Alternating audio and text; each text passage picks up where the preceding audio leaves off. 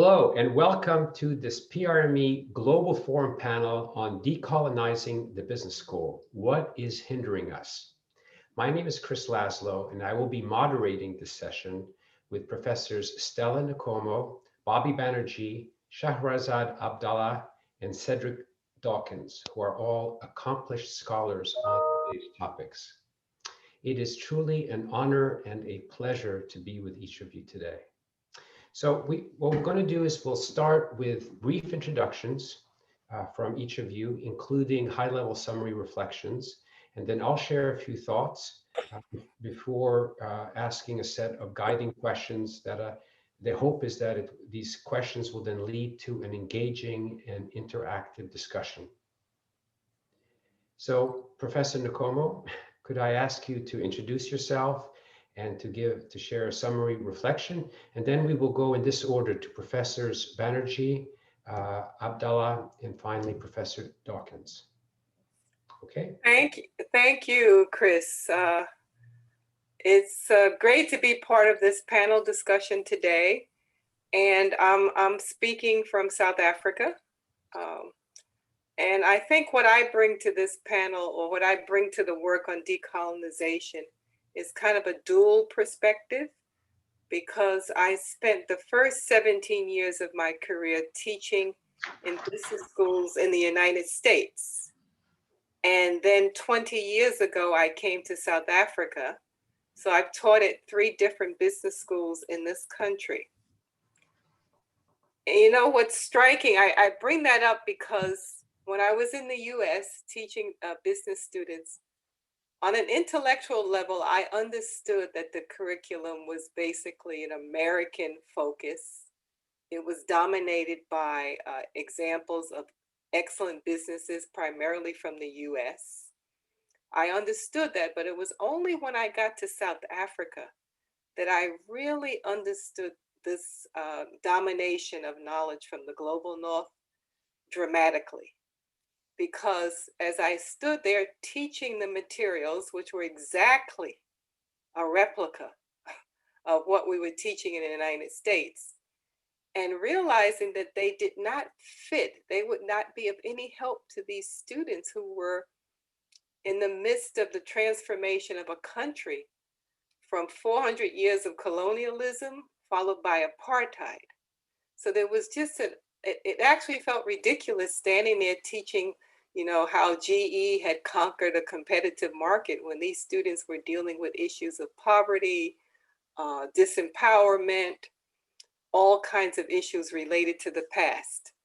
And so I think the topic today, decolonizing business education, is so important because the theories and the concepts and even the materials that we use will inform how our students apprehend and how they understand what a business is, what it should be doing, the place of business in the world.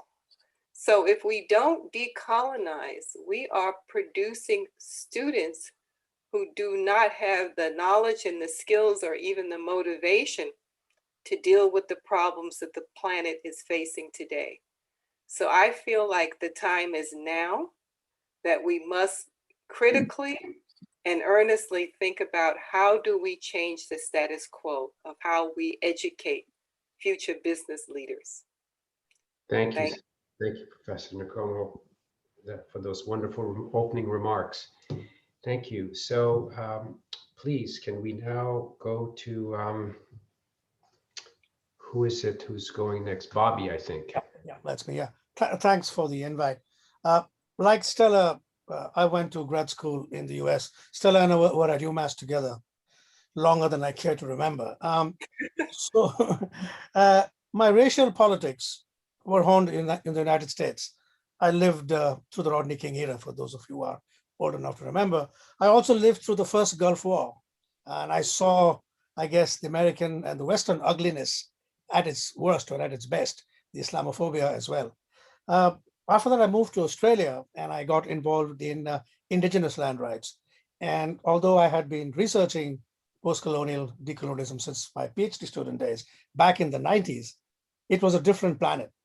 My research had nothing, absolutely nothing to the, how shall I put it, nonsense I was teaching my students in a classroom. They were on two different planets, right? In Australia, with the rise of indigenous rights, it got a little bit closer because I was looking at mining conflicts, which again were happening in the former colonies, South America, happening North America, Canada, Asia, and Australia as well. Coming full circle, I moved to the belly of the beast, the heart of empire in London in 2013. And finally, after what, 25 years in this field, things are kindly coming together with the rise of the Black Lives Matter movement, the Statues Must Fall movement in London at the heart of empire, and came really close to me personally and professionally when last year we found out that our school was named after Sir John Cass. We were called Cass Business School, and Sir John Cass made his ill-gotten wealth through slavery. He was a director of the African company, which was a big slave trading company. So it came, we dropped the name. It led to a huge hue and cry. We got a lot of hate mail. We were called woke. We were called, minority appeasing, but that kind of hit home. So finally, after 25 years in the field, my research, teaching, and I guess my community work have come together. So that's why I think this topic of decolonizing the business school and what we do in business schools, which is very much, as I said, heart of empire is important. Having said that, I want to end with a note of caution that in the UK, at least, decolonizing has become an ice cream flavor of the month. Everybody wants to decolonize. And what me is people don't understand the histories of what they're trying to do. And this will soon become another movement like diversity, which will become at the end of the day is a pointless exercise. Excellent, thank you. Yes, and one thing as we can continue to explore is, are these superficial ice cream kind of initiatives, taking down statues and so on, and versus much deeper transformations around transforming attitudes of colleagues and changing in the curriculum. But anyway, let's move forward. Thank you for setting up some interesting thoughts on that, Bobby. And over to you, Shahrazad. Thank you. My name is Shahrazad Abdallah. I'm a professor at Université du Québec à Montréal. I wrote a little text that I would like to read to you. It's brief and it's a radical perspective on the topic we are going to discuss today. Thank you for your kind invitation to take part in this panel. Let me start by saying that I do not believe that we can decolonize the business school, or rather, I do not believe that we can decolonize the business school by asking the institution what it can do to decolonize itself. I am wary of the latent coloniality in the idea of decolonizing as a benign, or worse, as a benevolent act. Here is why. We can't decolonize an institution such as the business school because the institution itself is the colony. The business school is the structure of power that forms a colonial space. Decolonizing is a violent process of dismantlement of power structures, and therefore it cannot be declared or decided by the colonial force itself. The business school as a colonial space imposes a certain form of knowledge, the way it should be imparted and reproduced, and it also determines its legitimacy. This is why, this is what the coloniality of power is, a world of subordination to a certain form of knowledge production and dissemination. This is how the master's house functions, to borrow from Audre Lorde's famous quote. The business school is itself the master house. It is a hostile environment for people like us here. It is the ideological arm of a ruthless neoliberal system driven by an unexamined predatory logic of subjugation and racialization. This is why decolonization cannot be the result of an amicable agreement, as Fanon said. He also said, questioning the colonial world by the colonized is not a rational confrontation of points of view. It is not by writing reports or organizing meetings with the institutional powers that it will be done, because if it feels comfortable, it is not decolonizing. Coloniality only exists and strives through the violence of comfort, the comfort of the unquestioned and unquestionable blanket of Western epistemic hegemony. Existing in a colonial space as we do inside the business school is existing in a minor mode. It means complying with the implacable requirements of coloniality and experiencing on a daily basis the symbolic violence of its deployment. Decolonizing is an organic process that starts from the margins, from the sides, from the depth of that symbolic colonial space. It cannot be imposed from the top. This would be completely antagonistic to the logic of decolonizing itself. Decolonizing can only be seized, grabbed, captured every day by those who barely manage to exist within the realm of coloniality. It cannot be done with the consent and approval of the business school.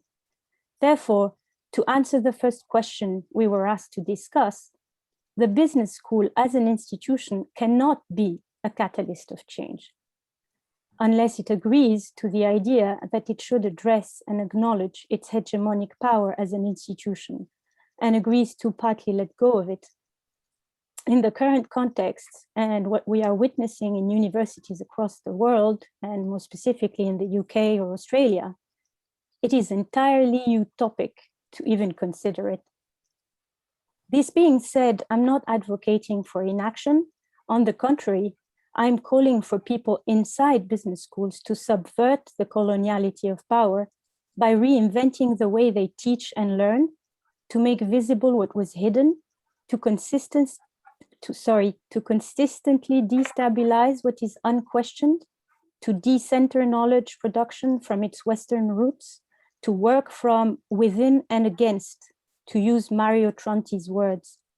I call for people inside business schools to build from the margins, to subvert the logic of neutrality imposed by colonial structures of knowledge, to study with students rather than teach them. And most importantly, to stop asking from the colonial power that subjugates them to think of the best means to decolonize itself. Thank you. Thank you so much for that very insightful and provocative set of comments. I hope that will lead to much greater, rich conversation as we go forward. Thank you, Professor. May I now turn over one doesn't turn over the floor, I guess, anymore. It's turning over the Zoom screen to Cedric, Professor Dawkins. Chris, thank you for the invite, and hello to the other panelists. I've enjoyed listening to your introductions. I'm Associate Professor and Chair of the Department of Management at Loyola University, Chicago. I agree with what Bobby is saying about how we frame decolonization, and that we have to be careful not to frame it so broadly that it becomes a metaphor for the various social ills and challenges that we like to face. And to remember to forefront the plight of indigenous peoples in decolonization, the appropriation of the indigenous lands and resources being important.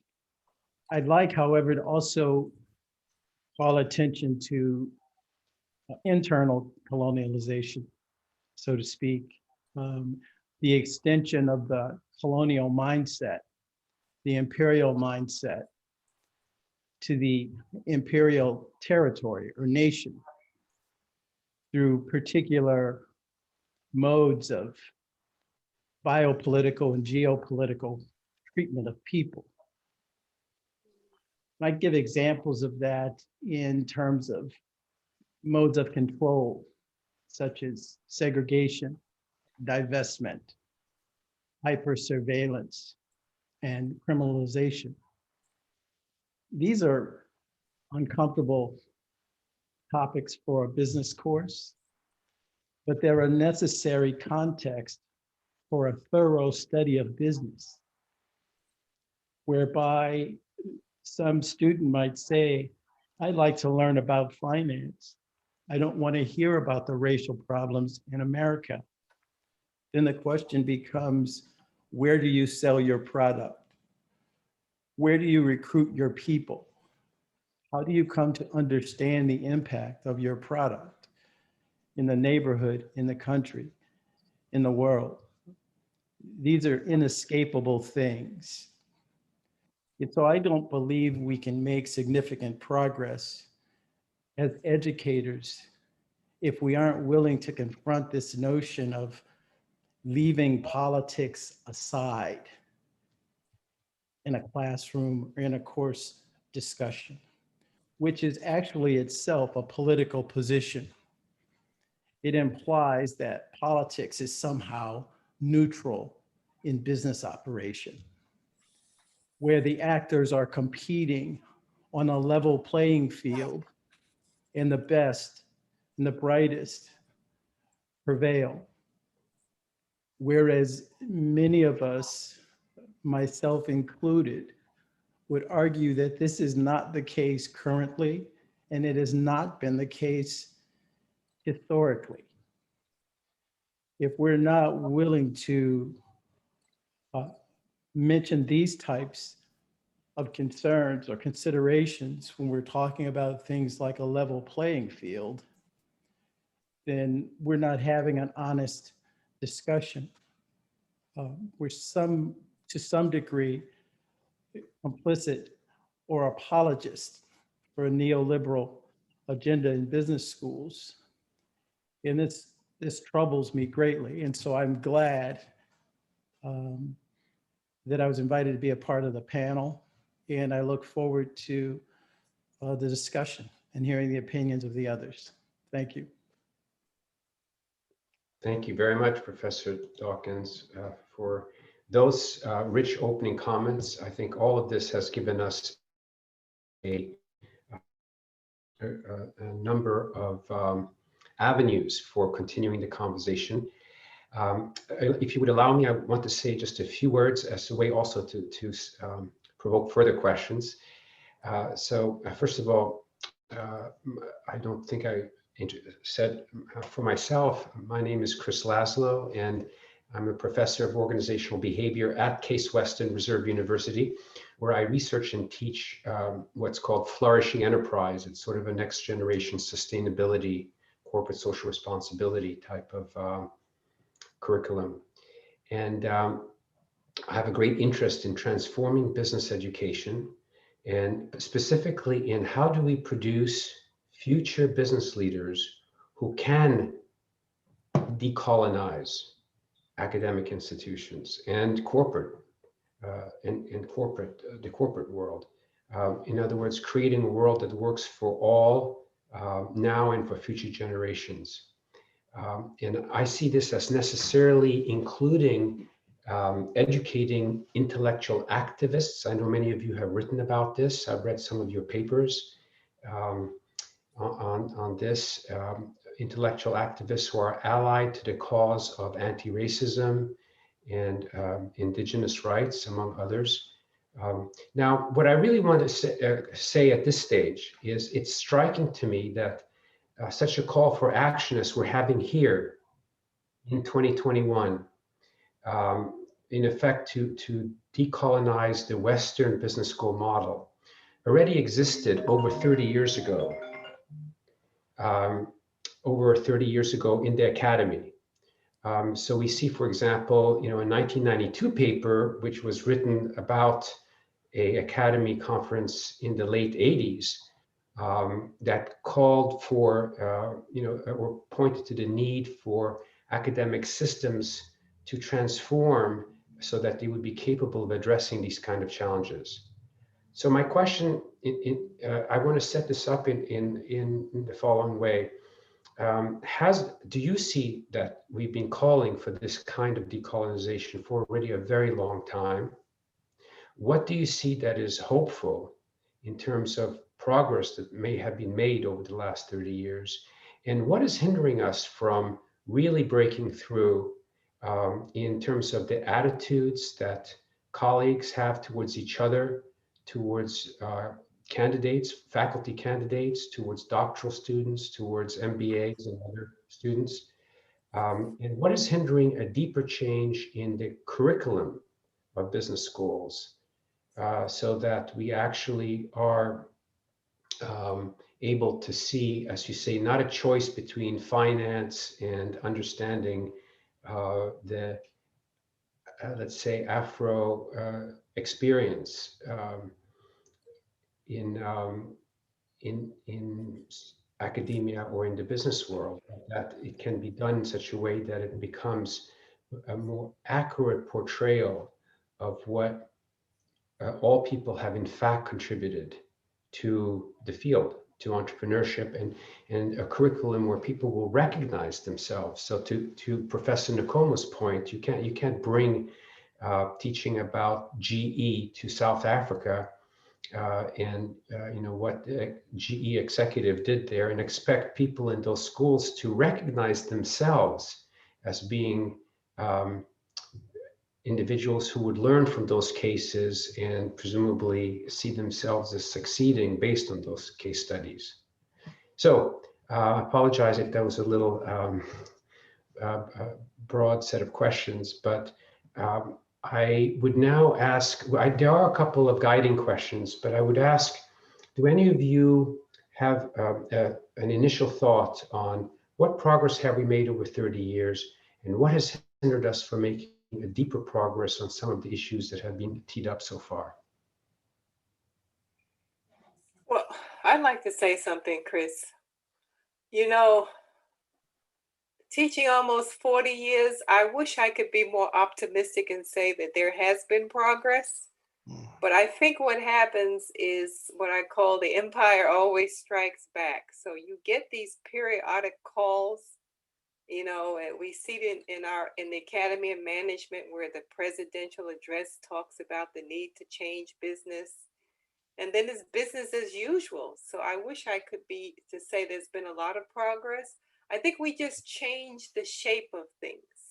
We do some cosmetic changes. So for example, you know, you see it now with some of the efforts that people call decolonizing. They'll add a few case studies from you know, Africa or something here, or bring in some African concept, but that's not the deep kind of change that we're talking about.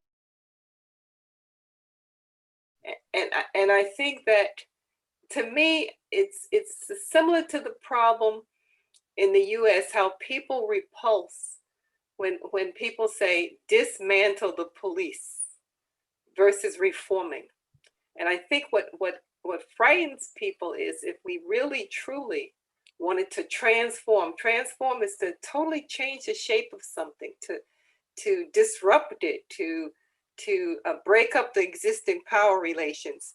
That is a very frightening proposition, because so many people benefit from the system the way it is, except those who are on the negative end of it.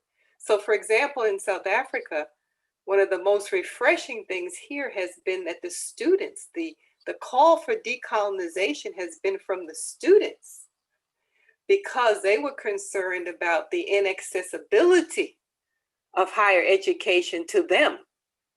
And also the fact that their parents had no way of changing their own life conditions, who were the workers in the university, the essential workers. So I think that as my grandmother, I love what my colleague said, Shiraz said about, you know, it's a violent act, or it may be ridiculous to expect business schools to want to change themselves when so many people benefit. And even academics, if you're a white male, you benefit from the current structure of universities in many ways. But my grandmother used to say, it's like when you want somebody to change something, the thing she used to tell us, it's like asking the fox to guard the hen house. It's not going to work. So and I'll just say one other thing. You know, you mentioned systemic racism. I wrote an article in 1992 about why do we in management field assume that, or we write and we teach as if organizations are race neutral. Well, frankly, I've been reviewing a lot of that, and it hasn't changed that much. So it's not changed as much as it needs to, would be my view. Thank you, Professor Nkomo. Anyone else want to add to? Since we started in the order, I'd go one step further than Stella. Not only do I think there's been no progress, I think we've gone backwards in disciplines. I think whatever the social movements in the West, which came out from the 60s, the feminist movement, the civil rights movement, the environmental movement, they have been systematically depoliticized. And business schools have played a key role in the depoliticization process. So an ecological crisis becomes corporate environmentalism. Racial injustice becomes diversity, right? Ecological injustice becomes sustainability. These are business terms, these are corporate terms. So, and I also agree with Sasha that the business school cannot be decolonized. We start with that assumption. Having said that, what can we do as scholars, as teachers, as researchers, working in the belly of the beast, in empire, to make visible, I guess, and that for me is the first part, is to show the historical, deeply intertwined connections which still exist today between businesses, capitalism, racism, slavery, and colonialism.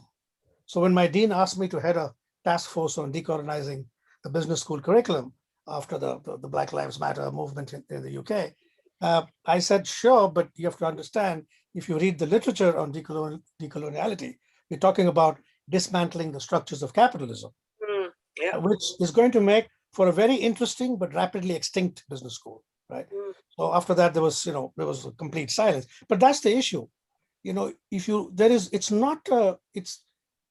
a deeply connected issue. How can you talk about capitalism without talking about colonialism? They are deeply intertwined. If you pick up any high school economics textbooks, right, what are the 4 factors of production, right? Land, labor, capital, entrepreneurship. So Bobby, I think we're all in agreement that we can't decolonize from the inside. There are too many vested interests. But my question to all of you is, what can we do? I mean, Shahrazad has suggested that destabilizing the system and confronting a sense of comfort. I'm not sure I'm using exactly your. Yes. Yes. That is important. Are there other avenues that can be taken that are transformative in the sense that Professor Nkomo talked about? Not change, but deeply transformative. If I may just continue on what Bobby was saying, I actually, in fact, I think we don't talk about capitalism enough in the business school. It's the elephant in the room. We never address capitalism in the business school, and this is one of the issues, because students, at least in my experience, and I've taught in the UK, in Canada, and Singapore, my students do not have a strong enough knowledge of how things work to be able to realize how deeply colonial the business school is. So it seems to me that there's a need to address that, but I don't think it should be done by the university itself. I think I'm a believer in actions at the margins, and I think these actions. This is why I totally agree with Professor Nkomo's statement earlier about how the students in South Africa were at the origin of this, and I think this is it's a grassroots movement, decolonizing. It cannot be done by. I find it completely absurd that a dean would ask you to decolonize the business school. It has no idea what that means. So it has to come from grassroots initiatives and actions. Yeah. I just want to make one point about visibilities. Why does no textbook tell us that the principles of scientific management were directly derived from the plantations and slavery? Why are those silences there? So I think from a starting point, it is necessary for us to show those silences. Explain that you cannot decouple capitalism and a business school from slavery. They are not separate issues. That you cannot have one without the other.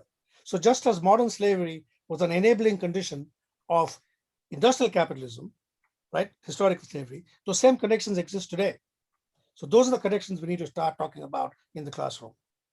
I agree. I agree. If I could jump in for a moment. One of the practices that I find interesting in the way students respond to it is to provide histories of the companies that we're studying or that we use for an example. How this company gained its wealth, how it was formed in the 1860s or 70s, where the wealth came from. And this provides some perspective on questions of wealth gained through slavery in the US, as Bobby was mentioning just a moment ago. And if there's no acknowledgement, I mean, sometimes students chafe at this, and they say, can we just get beyond this? And I'm saying if there is no acknowledgement, then there's no reckoning. Yeah. And so we start by acknowledging what American Fruit Company did in Central America before it became Chiquita. We need to understand these things. And this provides some perspective. I agree about the difficulties of decolonizing a business school. Sometimes when I'm critical of the business school, people say, well, why are you in a business school? And I say, it's a phenomenon that I study. I'm not an apologist. I'm a theorist. And so this type of perspective, I think, might help in producing some citizen scientists, at least at the margin, as Shirazad was saying. Thank you. If I can just say something quickly. I was an undergraduate student in Tunisia, in North Africa.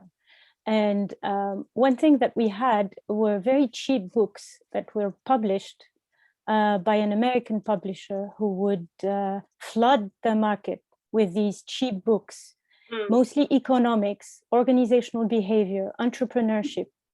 And I mean, you can guess the content, the highly problematic contents of those books. And where I would like to here point to a broader issue here, it's that we are all based in so-called Western countries, and we teach in those contexts. Well, South Africa is cannot really be part of that, but I'm very, very worried about the rest of the world and what these students, so in my case, I know Tunisia very well, what Tunisian students receive as neutral information and teaching about management, which is highly, highly problematic. Chris, can I say something? I think that this space of the margins, I mean, clearly, as a Black woman, you're on the margins, and how do you use that as a position of power to disrupt the system? And I do think that we should not, minimize the ability we have to engage our students in these conversations. I've done it since I've started teaching. And not every student is going to be receptive, but if we don't bring the issues up, who will? That's why I stay in a business school. Because people, when I was at the University of Massachusetts, people used to say, we can't believe you're over at the business school and the stuff you're doing. We were doing third world women's advancement. We were protesting against apartheid. And they said, how are you in the business school? And I said, because students need to hear about these issues. So one of the things that can help us, although I think we kind of shackle ourselves, we have more control over what we do in our classes and say. We do it as solo. Nobody approves my module except me. So what I did in South Africa, when I realized this material was totally useless, I engaged my students. I said, let's go out and start talking to people. Let's look for examples of the issues you face here and how people are addressing them. So I think we can begin to work with our students. I also had to counter this thing which Shiraz is talking about when you're teaching students in the global South. They worry about, well, Prof, am I getting a world-class MBA? I want to make sure my MBA is world-class, meaning it must look like the one in the US. And then I started engaging with that. What do you mean by world-class? So I do think that we should disrupt where we can. We have to use guerrilla tactics where you can. And when you have an opportunity. The other thing that hinders us is that the miseducation that takes place in doctoral studies, you see?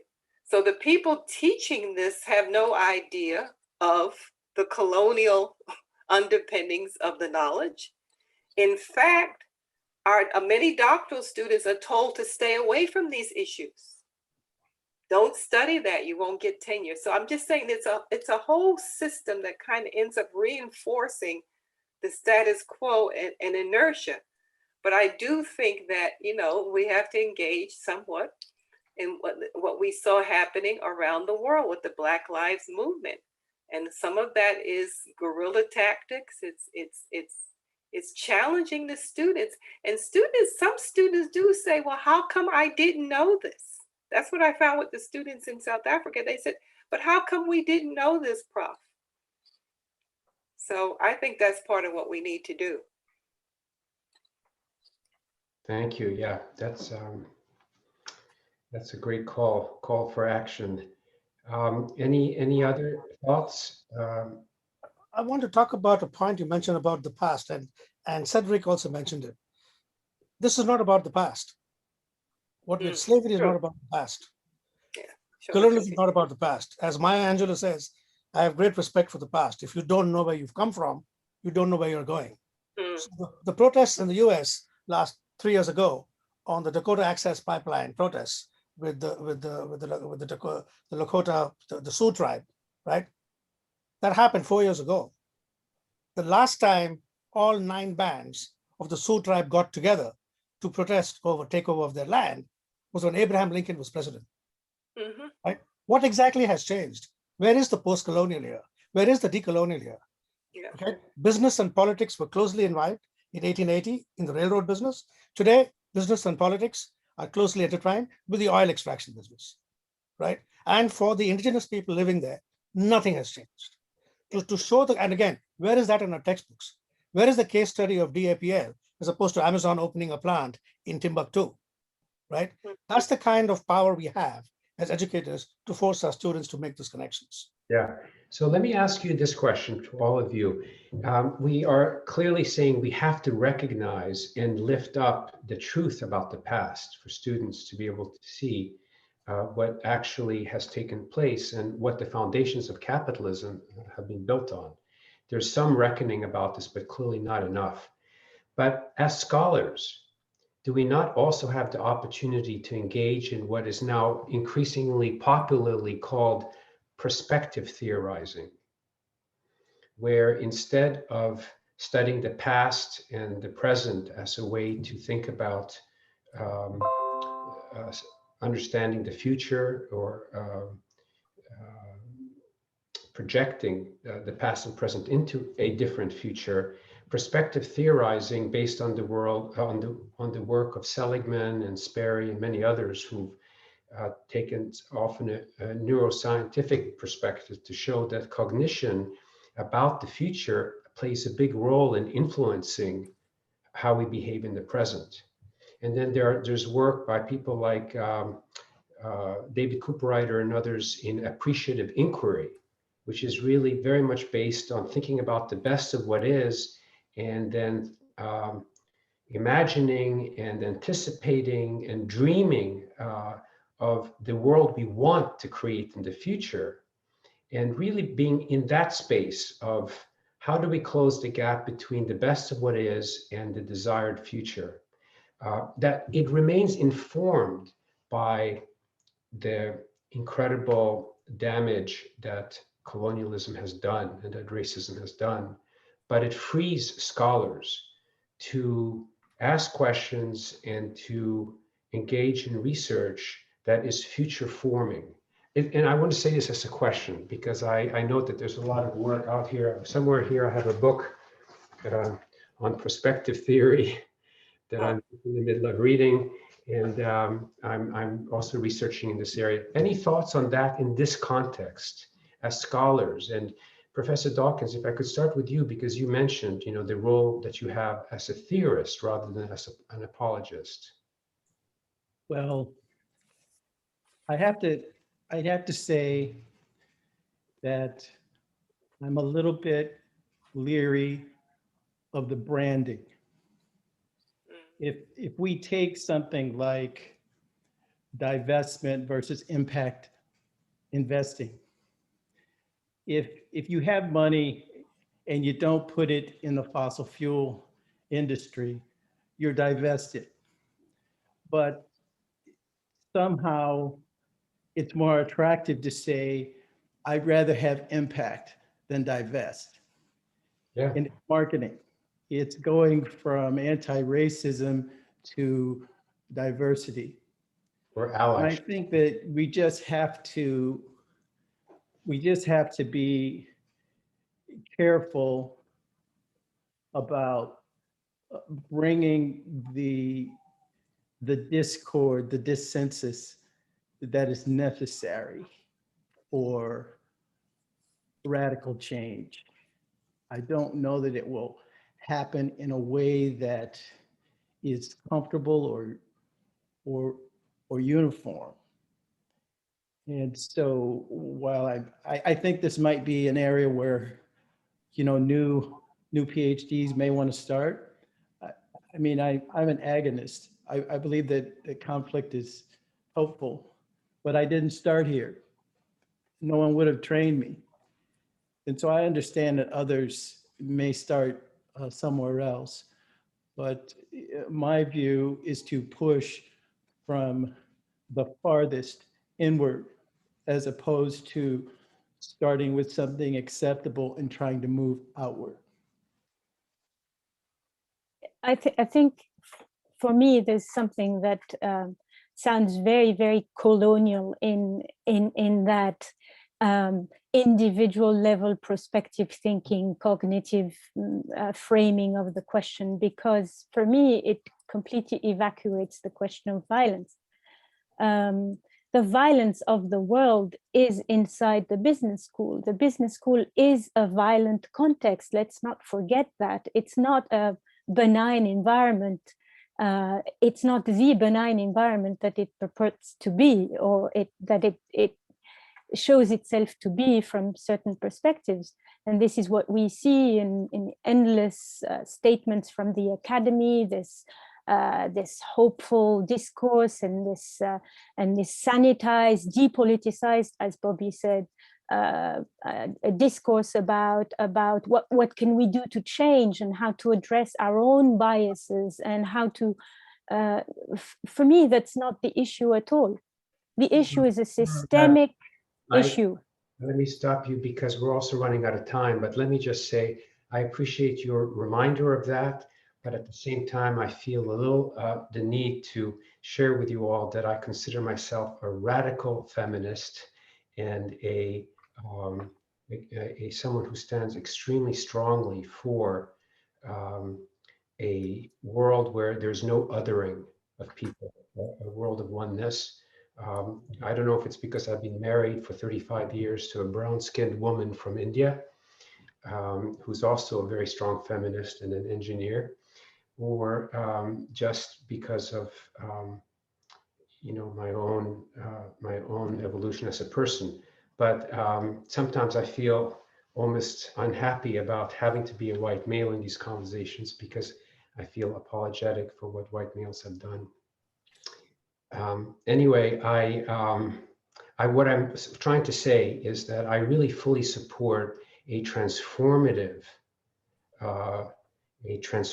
approach that does not allow for the powers that be to somehow soften the way forward and to make things okay. Things are not okay. And I think maybe that's the note that I've understood from this panel. But any transformative process is by definition a political process. Responsible management education is a political process. And the irony is, Good. if you look at, I'm not familiar with perspective theory. I don't know how many times the word violence, politics, political issues, indigenous, racism comes into that conversation. And more important, we talked about a system. Right. What systems do we teach in our business schools, in finance, in management, in accounting, right? So you start with the process that this is a political process. And the irony is we don't teach politics in business schools. We don't teach race, hardly. We teach diversity. The organization is still presumed to be race neutral. So I think Bobby and all, we've raised a lot of great questions, and I see that in fact we would have benefited from a 6-hour panel, as I prepared.